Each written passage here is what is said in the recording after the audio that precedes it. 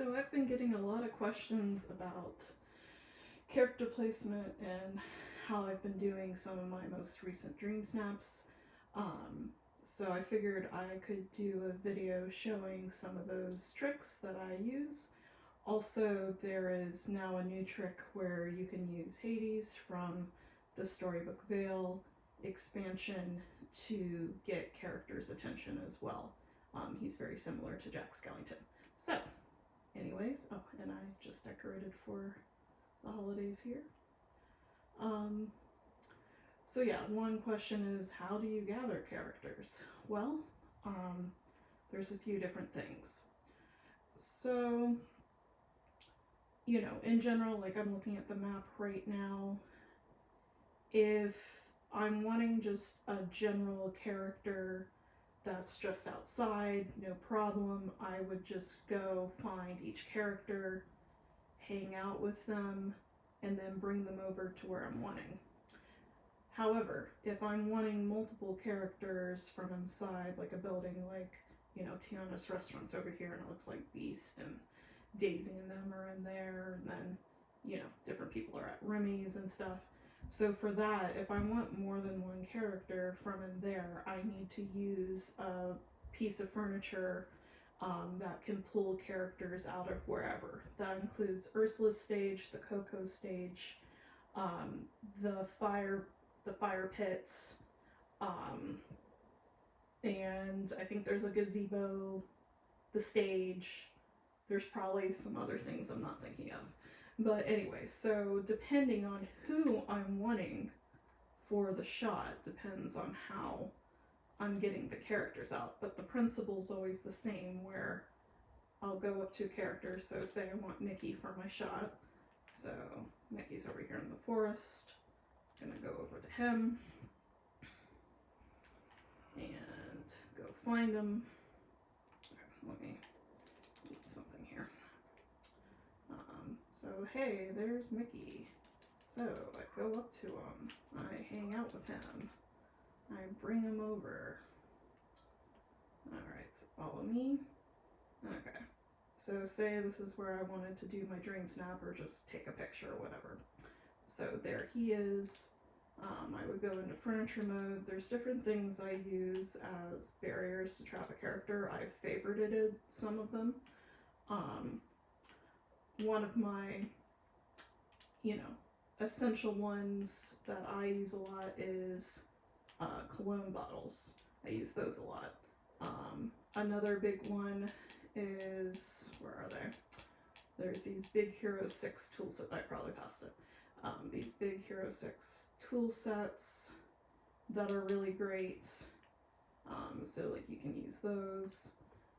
You really can use just about anything as a barrier though, but it has to be something solid. Like you can't put down like a time bending gift. You can't put down, you know, like there's some things that characters can walk through, and you cannot, like, don't put down like some flowers. Like if you put down flowers, it needs to be like a vase of flowers that's solid. Okay, so yeah, I have to kind of calculate like where his position is, and as you can see, one big thing that I don't always talk about is if the characters are functioning properly, you can push them into place with your avatar. Sometimes the characters glitch and they're stuck and you can't really move them, and then you have to get creative with getting them into position. But yeah, so like he's roughly about here. So sometimes it can take a little bit of experimentation to trap them and position them just right. But like that's like a rough example.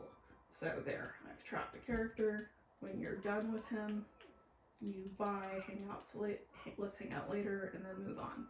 Because the big thing with this is if you do not stop hanging out with them, you cannot use the wells as quick travel, because then they will just travel out of where you've trapped them and go with you. So yeah, like that's the essential with just trapping a character. Now, when it comes to the actual shot, I mean, luckily, like right here, because there's grass, you can't really see it, but you don't want these things to show, so that's when you just get creative with putting like other things around to try to hide things. So like, yeah, like in this case it actually wouldn't be that, honestly, that big a deal, because they're not horribly obvious. But yeah, like this is where like maybe I'd put down some flowers, or I'd switch maybe the front two out to like just something that fits the scene. So like most recently for my Harvest Celebration one, I switched out some of these type of things for like the cornucopia type barrier here. Let's see if I can find it just as an example.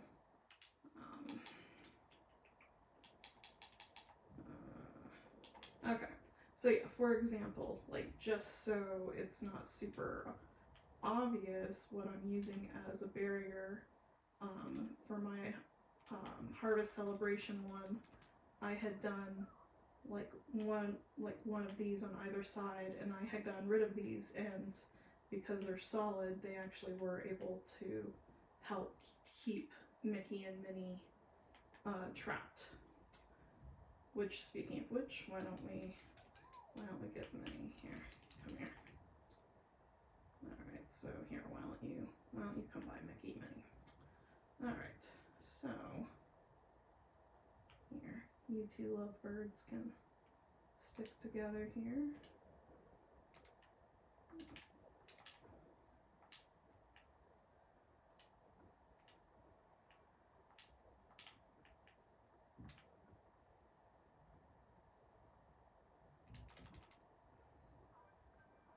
Oh, actually, we could even push her back if I want her next to Mickey. Alright, so it'll actually be more like this. So yeah, you see how like I can, like, because she's working right, I can actually push her around into place, which makes life a lot easier. It gets really tricky if a character's kind of frozen up. So one thing I will actually credit Nolan with, he's another really amazing Dreamsnapper and Dreamlight Valley player, is he's the one that taught me about cubicles. So you're literally, if you want characters not to like run into each other and everything, you want to create very specific individualized sections for them. So this is like an example of that. So you see how Mickey and Minnie both have their own. Now, it's not the end of the world if I like remove this middle one, you know, and sometimes I do. It like depends on the shot. However, sometimes depending on how the characters are acting, sometimes they can glitch and they'll like walk into each other, or sometimes even merge together, or like when they're moving around, you know, sometimes it may be easier to see one over the other. Whereas if you keep them in their individualized sections, they will not be running into each other, and you can guarantee that you will, or most likely guarantee, nothing in this game is 100%, but you will be more likely to guarantee that they will be visible in your shots. So yeah, so there's that. But yeah, I'll do different things to try to hide the stuff, because I don't want to break the illusion. I want things to look as natural as possible. So I do my best in my shots to hide my barriers. So yeah, but anyway, like that's just a general basic example. Yeah, like so you do have to be careful though, because like you have to make careful note of, oh, where did I just have a barrier, because characters can definitely very easily escape if you don't plan it right. So I need to make sure that the blueprint is the same here. I think I had also maybe used like pumpkins or something in my shots. So here we can maybe pull those up real quick.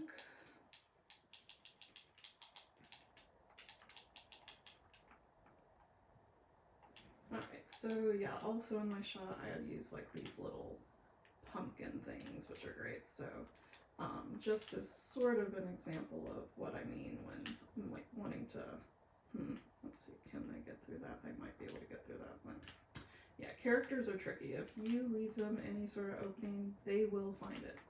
Trust me. Okay, but yeah, perhaps you can see here how, you know, that looks a lot more natural in terms of like, this is like for my harvest shot, this is a more natural element of the scene, and you know, you don't really think about them being trapped. They're just there. So yeah, ideally, and then sometimes, yeah, I'll still have stuff like this in the back, but like in this case, like if I were to do the shot right here, I don't think they're that visible, so I probably wouldn't worry about them. But you always want to make sure that your characters are fully trapped somehow, whether it's with this, you know, like with these type of things. Other good barriers are, you can use, you know, rocks is what I started out with. I still sometimes use them, it just depends, but they can be more obvious, but rocks are always a good standby. Yeah, I have other things favorited that I use as well more frequently. Yeah, cologne bottles are my favorite, but like in my dance party shot, I had used a lot of these Mickey lights because they fit the vibe of the shot, and I could incorporate them on the dance floor without them being too noticeable, like in terms of not fitting with the scene. I've seen some people use these meal in a cup things. I think I used one of those maybe in my slumber party one. The Rafiki bowl's really good. The simple lamp you can use, but you do have to be very careful with how you place them, because I've had characters get through before, but I think I just haven't placed them right. So just be sure that you do them right next to each other and you do not leave any spaces, but otherwise those can be good. Melted candles, very pretty, but do not use to try to block characters. They can walk right over them. The coconut settings are another one. So yeah, like you can probably see, I mean, some of the stuff's random, but some stuff I've intentionally saved in my favorites because they act as good little barriers in shots, but you pretty much can use just about anything. But yeah, so like in terms of gathering and trapping characters, that's a general tutorial right there. That's pretty basic. So anyway, I'll probably leave this video at that and do a different one for a couple other things. But yeah, here you go. So hanging out and trapping characters. That's the general gist of how you do that.